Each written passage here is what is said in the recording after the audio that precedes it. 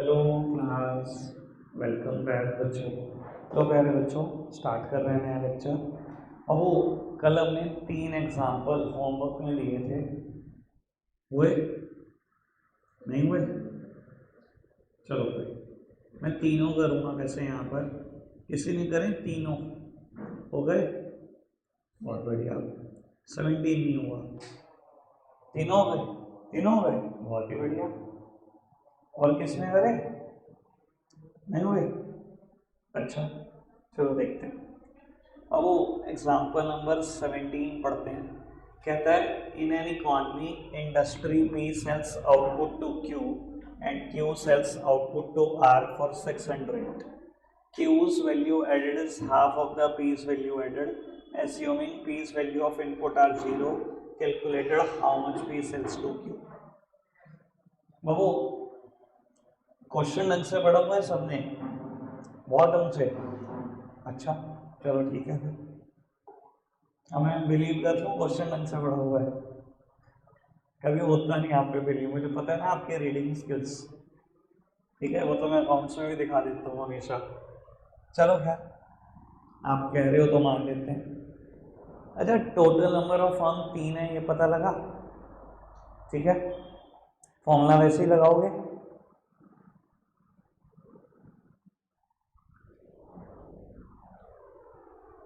कोई दिक्कत, कोई परेशानी तो नहीं? बाबू कहता है in a industry P sells output to Q.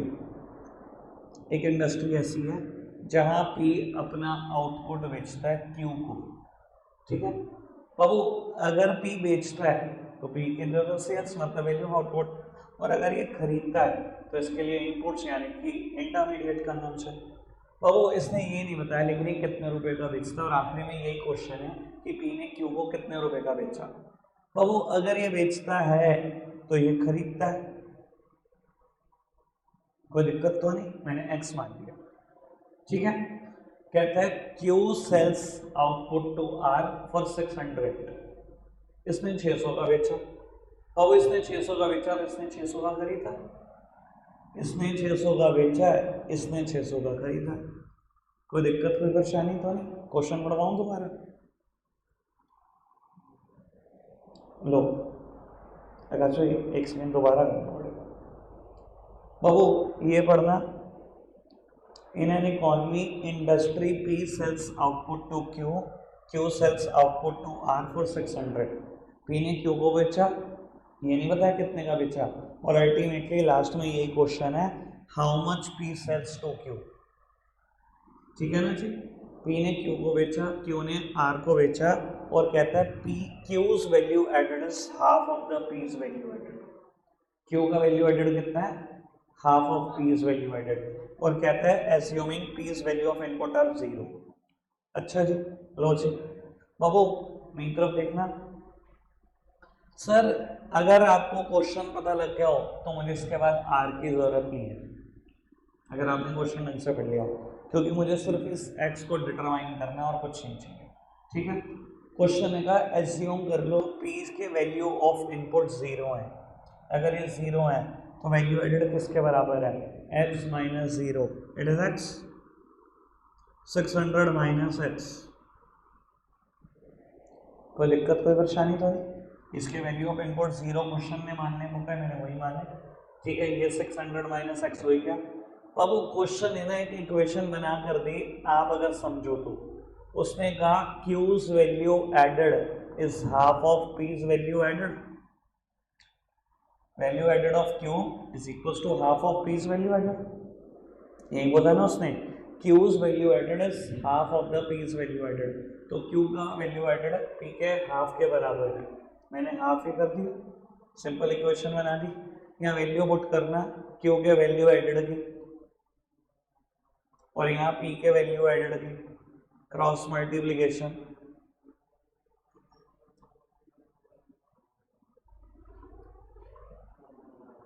यही क्वेश्चन में पूछा था, यानी कि पी कितना बेचता है क्यू को? 400 रुपये, है ना? कोई दिक्कत तो नहीं? नेक्स्ट एग्जाम्पल प्रकाश भाई।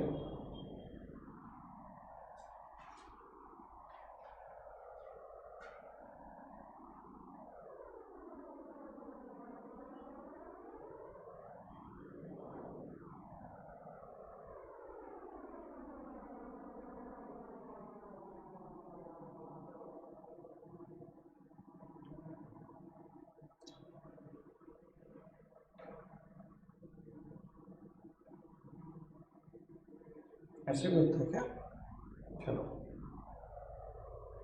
लो पुत्र, बेटा एग्जाम्पल नंबर 18 ना बहुत अच्छे से पढ़ेंगे, ठीक है ना, ताकि बाबू दोबारा वापसी ना आना पड़े। कोशिश ऐसी करना, इतने अच्छे से पढ़ोगे दोबारा वापस ना आए पढ़ने। आ जाओ लो पुत्र, एग्जाम्पल नंबर 18 पढ़ते हैं। कहते हैं sales by firm A are 80 crore and sales by firm A are 80 crore and sales by firm B are 300 crore. Value added of B and C are equal, value of output of C and D are 280 crores each. Value added by D is 120 crore. GDP at MP 520 crores. Assuming A's value of input are 0, calculate value added by firm B and C, value of input of firm B, value of input of firm C. अच्छा जी, बहुत लंबी चौड़ी requirement है बाबू। चलो कोई दिक्कत नहीं, एक बार करते हैं, चलो इसको ट्राई करते हैं, देखते हैं। बाबू एक बार ना क्वेश्चन दोबारा ढंग से पढ़ लो, कोशिश ऐसे करो कि हम वापसी ना। बाबू सबसे पहले सेल्स दी हुई है ए और बी की 80 और 300। उसके बाद बेटा वैल्यू एडेड दिया हुआ है बी और सी का इक्वल, फिर वैल्यू ऑफ आउटपुट दिया हुआ है सी और डी का 280 crore each. Value added D का दिया हुआ है, जीडीपी एट एमपी दिया हुआ है, ए के वैल्यू ऑफ इनपुट 0 मान्य है। अच्छा चलो देखते हैं बेटा, आओ जी सब सामने देखो, मेरी तरफ देखते हैं। अच्छा टोटल कितनी नंबर ऑफ फॉर्म है क्वेश्चन पढ़ने पता लगा? 4 ABCD बेटा 4 फॉर्म है। फॉर्मूला वैसे ही लगाओ कि जैसे आज तक लगाते हुए आ रहे हो। मैं अब एक काम करूंगा, मैं पर्टिकुलर नहीं लिख रहा हूँ, बस बात को आगे बढ़ा रहा हूँ। अब वो इसने कहा sales of firm A 80 crore, sales of firm B 300 crore. कोई दिक्कत तो है? दोनों फर्म की सेल्स लिखी। उसके बाद क्या कहा? उसके बाद कहा value added of firm B and C are equal. B और सी के वैल्यू एडेड बिल्कुल बराबर है, ये नहीं बताया कितने हैं बेटा, मैंने अज्यूम कर लिया x। कोई दिक्कत तो नहीं, समझ में आ गई सारी बात? उसके बाद बोला value of output of C and D are 280 crore each, दोनों के 280 करोड़ 280 करोड़। ठीक है जी, मैंने ये भी लिख दिया 280 करोड़ 280 करोड़। अभी तक कोई दिक्कत तो नहीं? पहले पॉइंट में इन दोनों की सेल्स थी, दूसरे पॉइंट में बताया इन दोनों का वैल्यू एडेड बराबर है, तीसरे पॉइंट में बताया इन दोनों का value of output 280 crore each है। ठीक है जी। चौथे पॉइंट में बोला डी का वैल्यू एडेड 120 करोड़ है और जीडीपी एट एमपी 520 करोड़ है। अच्छा जी, जीडीपी एट एमपी का क्या होगा अभी बताता हूँ। ठीक है जी, 1 मिनट के लिए पेंडिंग छोड़ो बाबू। डी का वैल्यू एडेड दिया 120 करोड़, जीडीपी एट एमपी दिया 520 करोड़, और साथ में बोला एज्यूम कर लो ए के वैल्यू ऑफ इनपुट 0 है। अगर 0 एज्यूम कर लिया तो ए का वैल्यू एडेड 80 करोड़ आ गया। ठीक है बाबू, एक बात बताओ, जीडीपी एट एमपी किसके बराबर होता है? सारी फर्म के वैल्यू एडेड के बराबर ही तो होता है। ये भी 4 firm, GDP at MP question ने दिया था मुझे 520 करोड़। बाबू पहली फर्म ए का वैल्यू एडेड 80, दूसरी और तीसरी फर्म का वैल्यू एडेड x और x 2x लिख दो सीधा, और चौथी फर्म का वैल्यू एडेड 120, 2x 320 करोड़ के बराबर आ गया। ये 200 इधर जाएगा माइनस में चला जाएगा। x किसके बराबर आ गया? 160 करोड़, यानी कि ये 160 आ गया, ये भी 160 आ गया, तो बाबू 300 है, ये 160 है, 140 तो होगा, ये 280 है, ये 160 है, ये 120 तो होगा। क्वेश्चन में जितनी भी रिक्वायरमेंट थी सब हो गई पूरी, जितनी भी थी। कोई दिक्कत तो नहीं? मुश्किल थी बात? प्रॉब्लम कुछ हुई है? 19 है प्रॉब्लम किसी की? किसी की तो होगी। 19 तो 18 से मुश्किल था, है सार्थक? हैं नहीं आए? थ्योरी पढ़ी थी इसमें ए, तो फिर तो 63 तो होना ही चाहिए था, है? हैं? अब समझ में आया? कोई नहीं, 19 में मैं ही कर देता हूँ। अच्छा करे थे तूने? बिल्कुल नहीं करे, क्यों? अच्छा, मैंने सोचा 11 में ज़्यादा नंबर वाले। अकाउंट्स का होमवर्क क्या था? 3 क्वेश्चन होमवर्क थे, 3 तो मैंने कर दिए थे बोर्ड में, कॉपी तो करने थे वो। ज़्यादा आगे नंबर मुझे लग रहा, आकाश भाई करना 30 बार।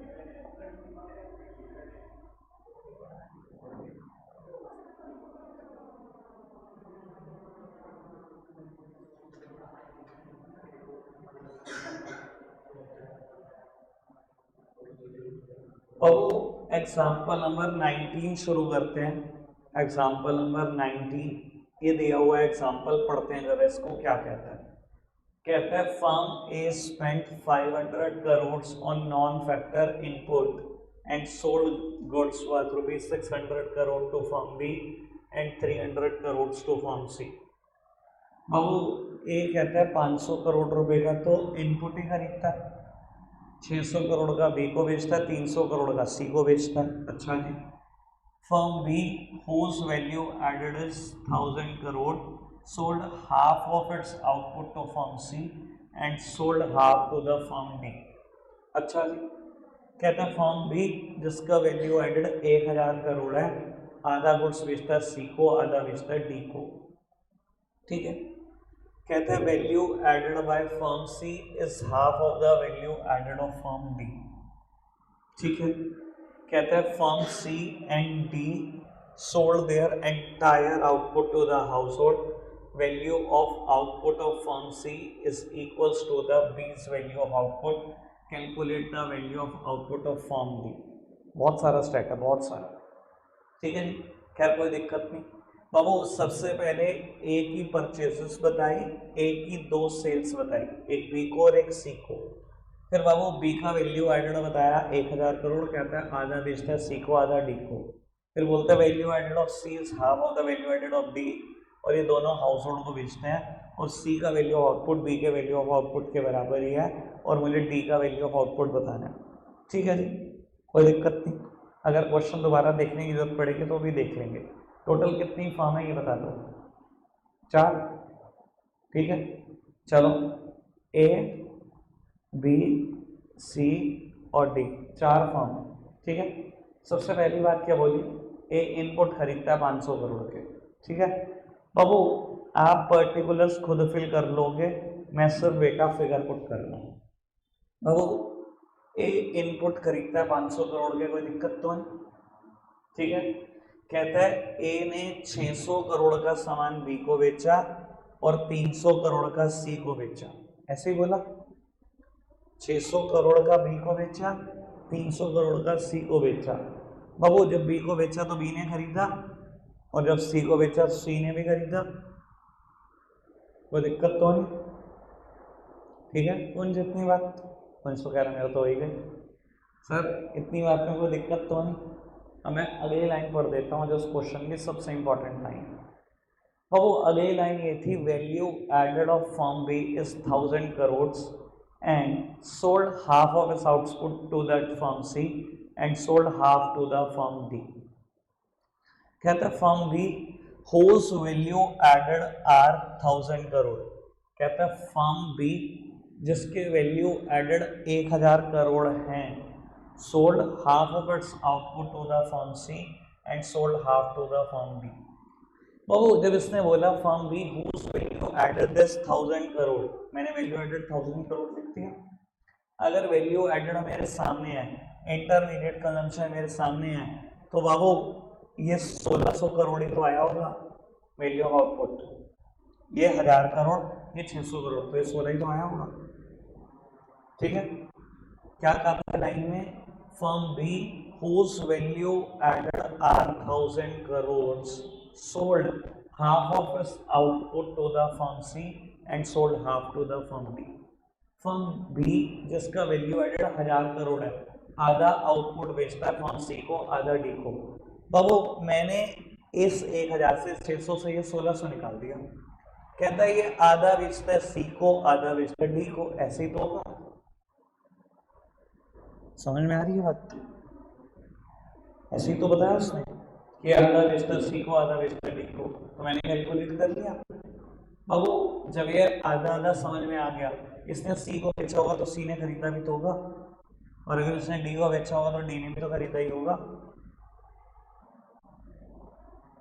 कोई दिक्कत, कोई परेशानी तो नहीं? समझ में आई सारी बात? पक्का से अभी तक देख लो। ओके बात, पढ़ाएं बात को आगे देख लो। ठीक है जी, आप कह रहे हो तो बढ़ते हैं आगे। और उसके बाद नेक्स्ट लाइन शायद ये थी, value of output of firm C, sorry ऐसे थी, value added of firm C is half the value added of firm B.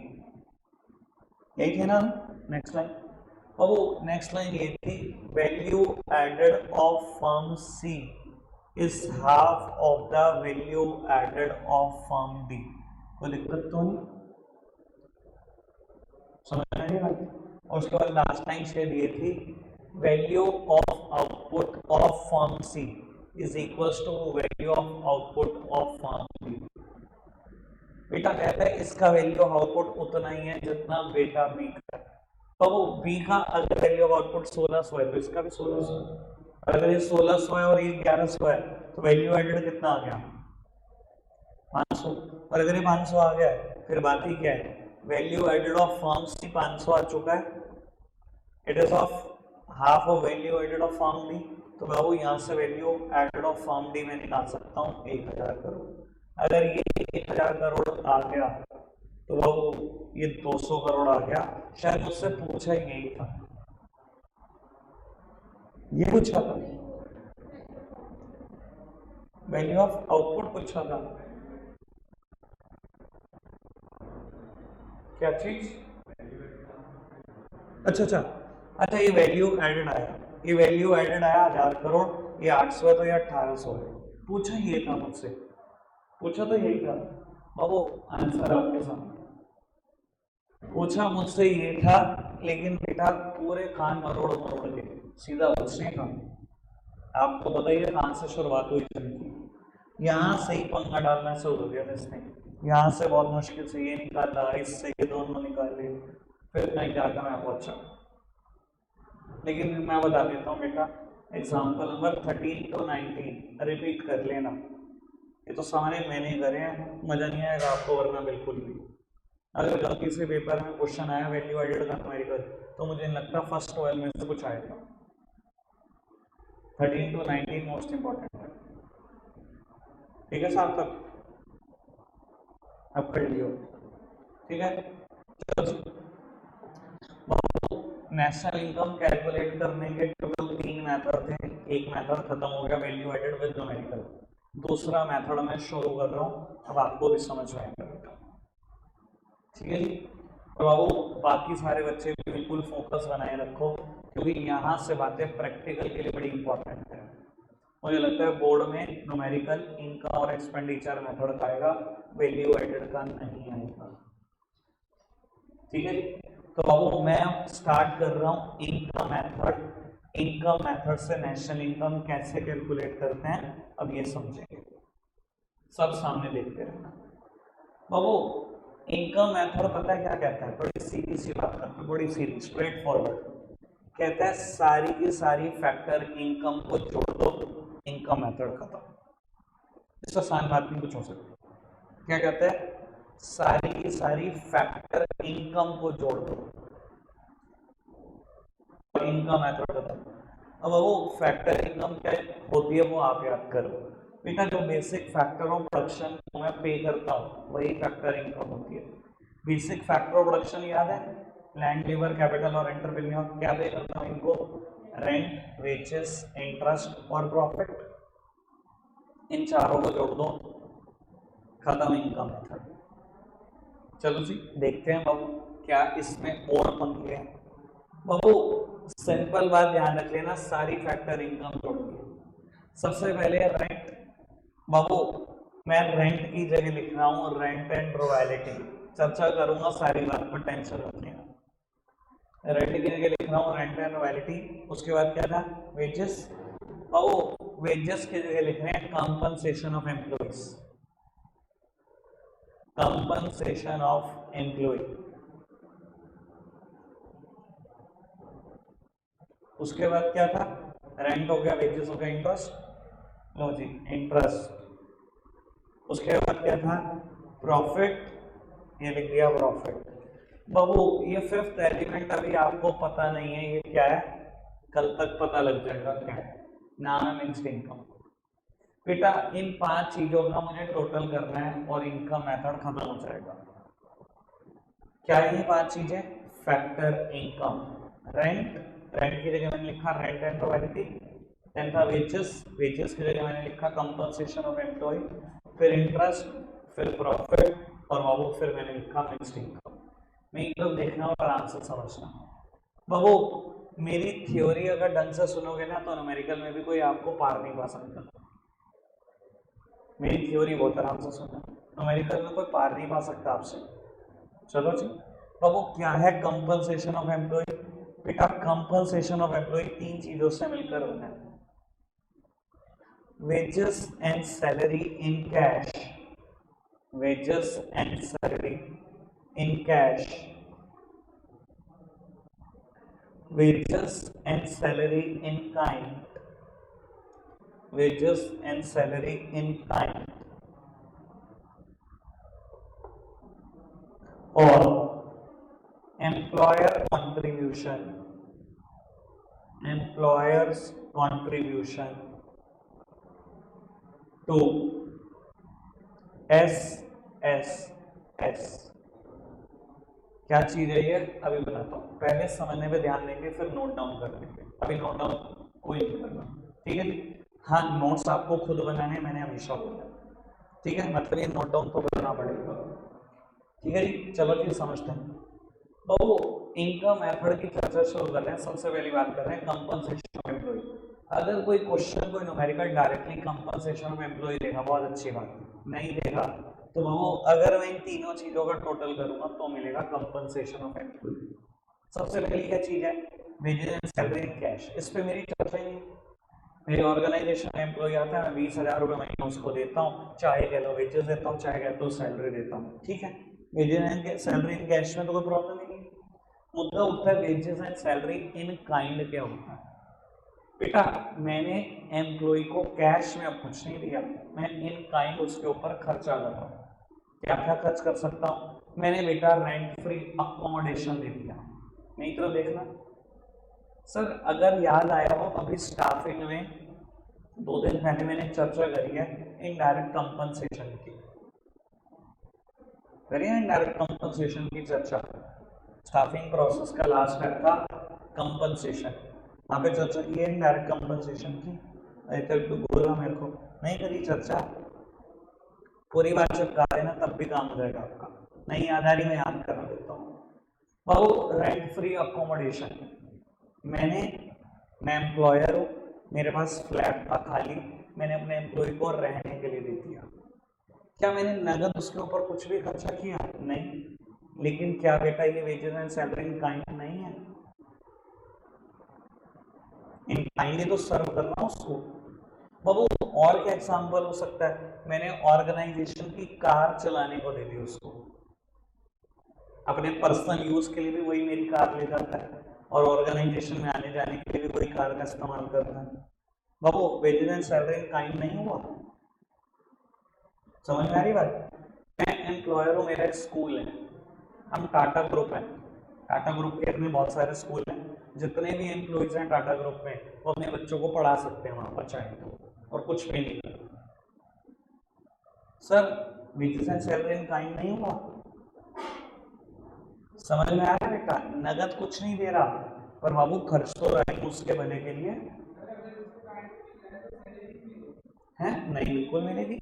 बाबू ऐसा होता है जब आप टोटल सैलरी का एस्टिमेट करते हो ना तो ऐसे करते हो, मान ली मैंने 70,000 रुपये तो किसी एम्प्लॉय को कैश दिया, ठीक है, 5,000 रुपये के लगभग फीस है मेरे स्कूल की, पर मैं उससे लेता नहीं, मैं काउंट तो ये करूंगा ना, 70 वो दिए, 5 ये 75।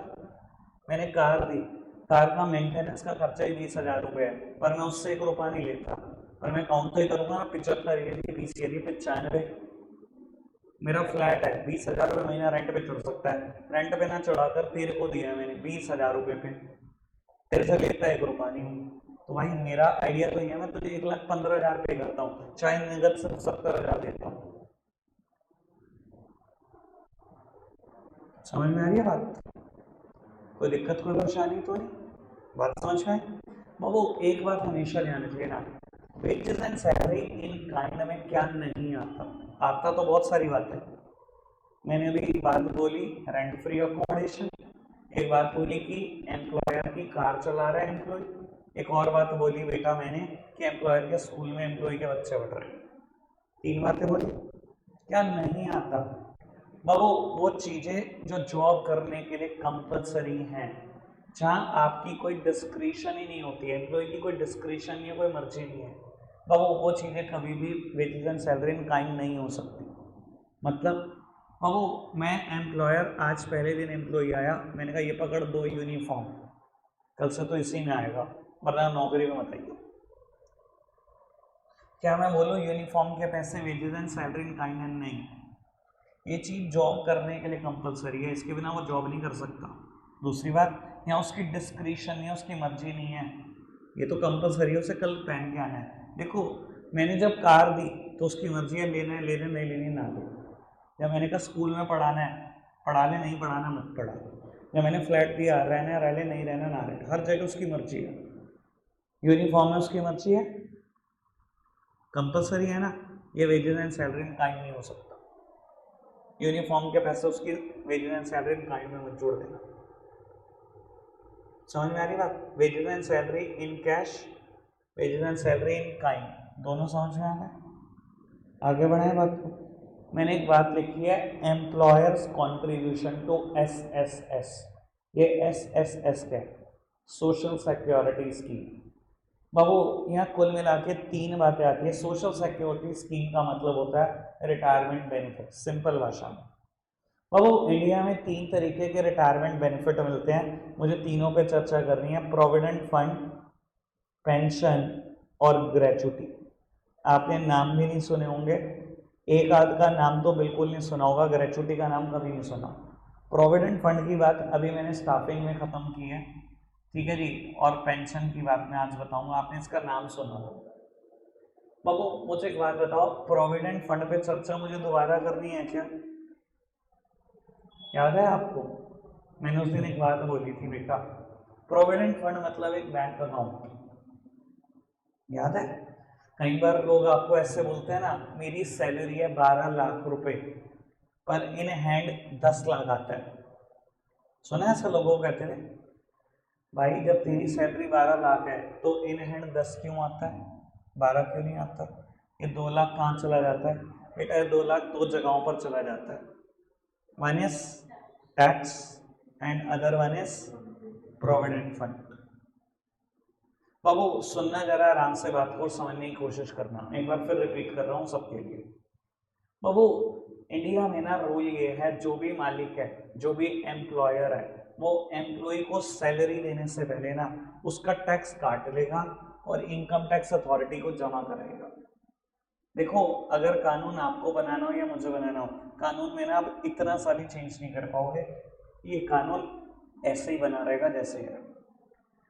इन्फोसिस कंपनी में 1.5 लाख एम्प्लॉय काम करते हैं, अगर इनकम टैक्स अथॉरिटी 1.5 लाख को कह लाओ फटाफट से अपना टैक्स जमा करो, कितना मुश्किल है 1.5 लाख को ढूंढना और ट्रेस करना। और इनकम टैक्स अथॉरिटी सीधा इन्फोसिस को कह दे कि 1.5 लाख का टैक्स तू जमा करेगा वरना तेरी शामत आ गई। कितना आसान है एक आदमी को पकड़ना और 1.5 लाख का टैक्स ले लेना। तो इंडिया में रूल ये है, इन्फोसिस कंपनी से उसके सारे एम्प्लॉय का टैक्स लिया जाता है, रिलायंस से उसके सारे एम्प्लॉय का, जोमेटो से उसके सारे एम्प्लॉय का। समझ में आ रहा है? अब आदमी की सैलरी तो है 12 लाख, उस पर टैक्स बैठता है मान लो 1,04,000 रुपये, तो क्या किया होगा? 1,04,000 आपका टैक्स काटा, सरकार को जमा करा दिया।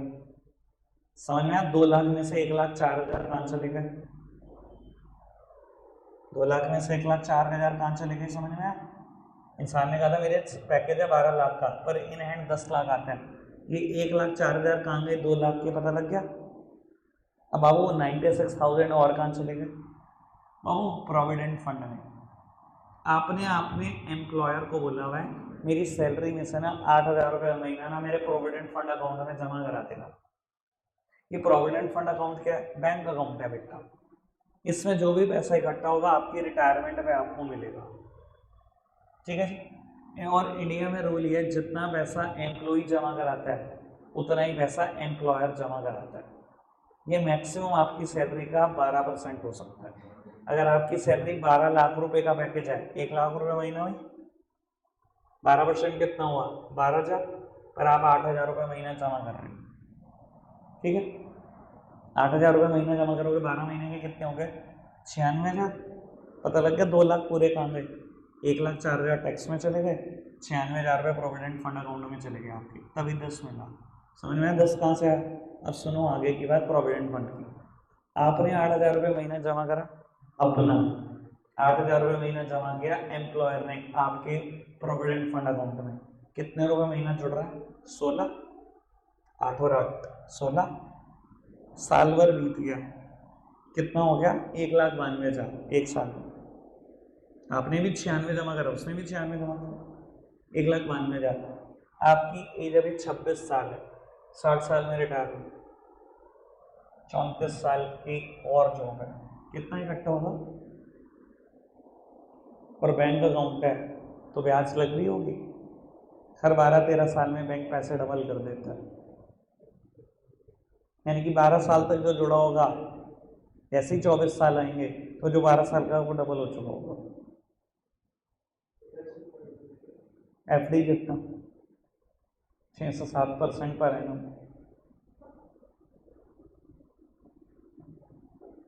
समझ में आ रही है बात? अभी तक मैंने जितनी बात बोली बात समझ में आई?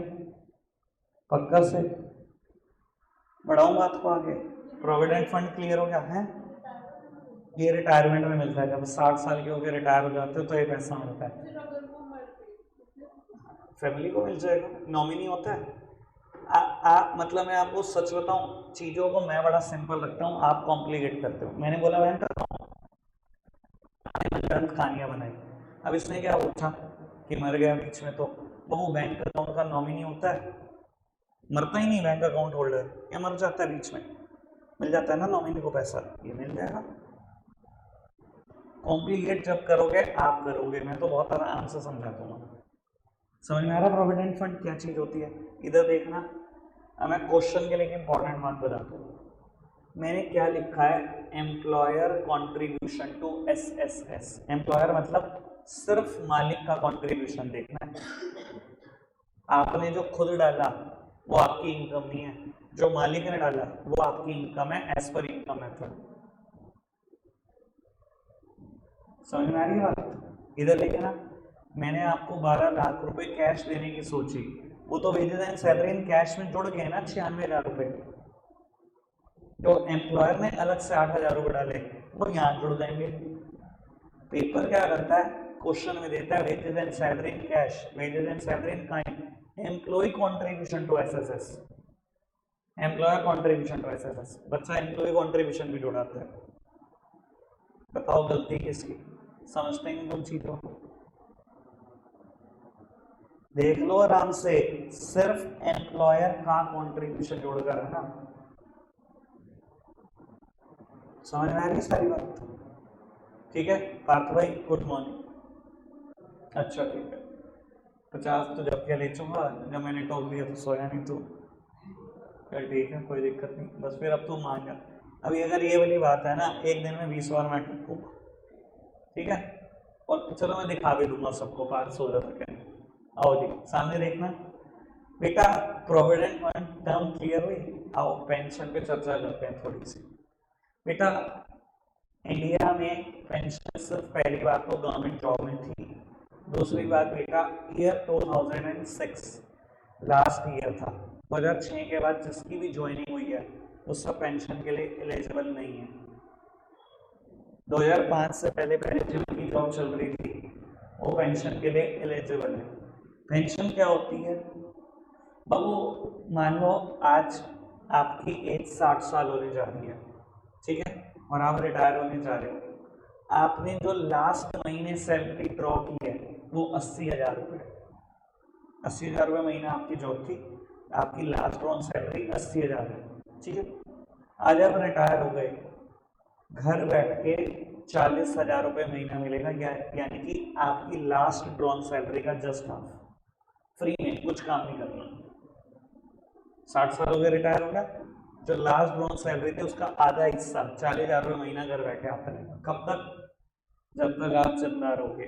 आपके मरने के बाद आपके स्पाउस को, और स्पाउस के मरने के बाद खत्म। मतलब मैं सोचता हूँ कभी कभी जिनकी गवर्नमेंट जॉब थी और काफ़ी पहले से थी, मान लो 1995 में किसी की गवर्नमेंट जॉब थी, ठीक है, और उसकी एज मान लो उस टाइम पर 31 साल थी, 2024 में वो रिटायर हुआ होगा 30 साल और नौकरी करके। 1995 में जॉब लगी, 30 की एज में, 60 साल में रिटायर होता होगा 2024 में। एक तो प्रोविडेंट फंड बड़ा ठीक ठाक आ जाता है भाई, मेरी जानकारी में है गवर्नमेंट एम्प्लॉइज, तो मुझे पता है क्या हालत होती है। कई लोग हैं मेरी जानकारी में जो रेलवे से रिटायर हुए, ऐसा लोग रिटायर होते हैं, ऐसी आलीशान पार्टी होती है, आपको लगेगा शादी अभी शर्मा आ जाए। क्यों भाई? प्रोविडेंट फंड में पैसे मिले कितने जी? पता लगा जी 1,80,00,000 है। उसके बाद पेंशन कितनी है? और 1,20,000 की सैलरी पर रिटायर हुआ, 1,60,000 रुपये महीना घर बैठे बिठाए आएगा। चाहे डॉक्टर सब कुछ खाने को मना कर रखा हूँ,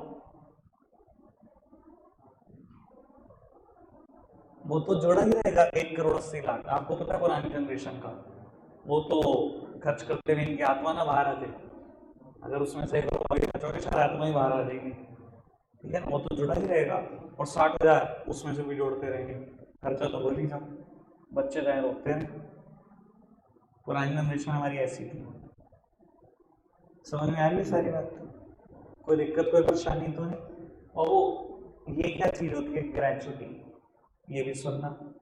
और वो ग्रेचुटी का अगर आप डिक्शनरी, आकाश भाई टाइम टाइम बता देगा यार। चलो रखते हैं आज के लिए इतना ही है प्यारे बच्चों, कल करेंगे इसका डिस्कशन। बाय।